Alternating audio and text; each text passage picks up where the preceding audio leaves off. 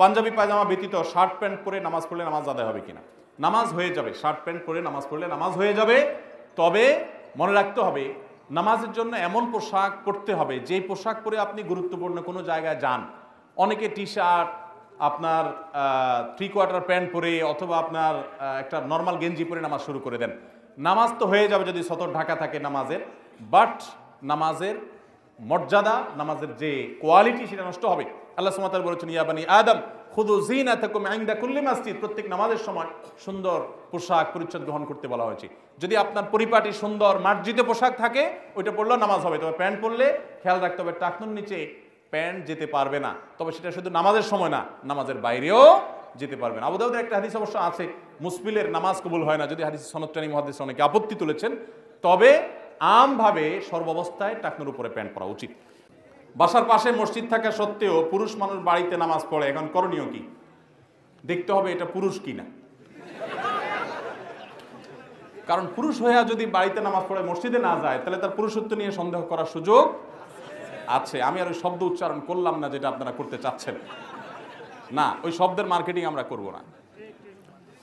আমার যাই হোক, যেটা বলছি যে একটা হাদিস আছে যেটা সনদি মুহাদ্দিসরা কেউ আপত্তি করেছেন যদিও, লা সালাতা লিজারিল মসজিদি ইল্লা ফিল মসজিদ। মসজিদের আওয়াজ শোনা যায় সেটি পর্যন্ত মসজিদের প্রতিবেশী বলা হয়।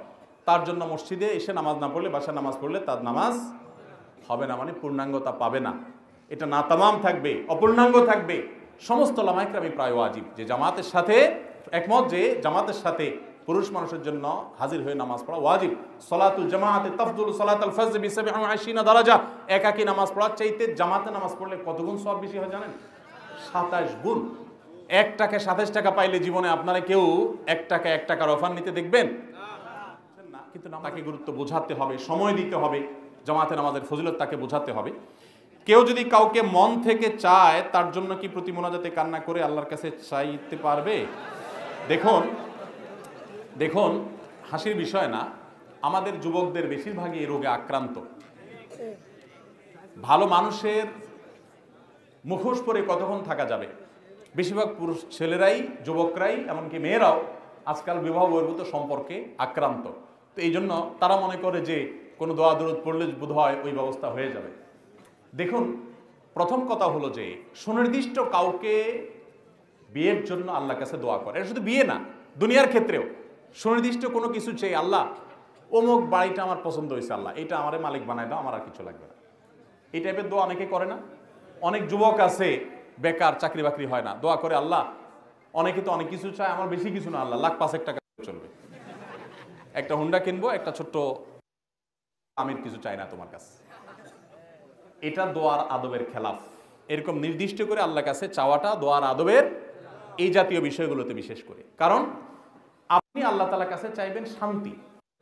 আল্লাহ শান্তি কি 5 লাখ টাকা দিবা, না 5 কোটি টাকা দিয়ে দিবা, না 500 টাকা দিবা, তুমি জানো। আমি তোমার কাছে প্রতিটা পদে পদে তিনি দোয়া করতেন, কিন্তু একটা দোয়াও আজ পর্যন্ত আমি অন্তত পাই নাই যে দোয়া তিনি তো আল্লাহর কাছে পেশ করেছেন, আল্লাহুম্মা ইন্নী আসআলুকা কাসরাতাল আমওয়ালি ওয়াল আরাদি।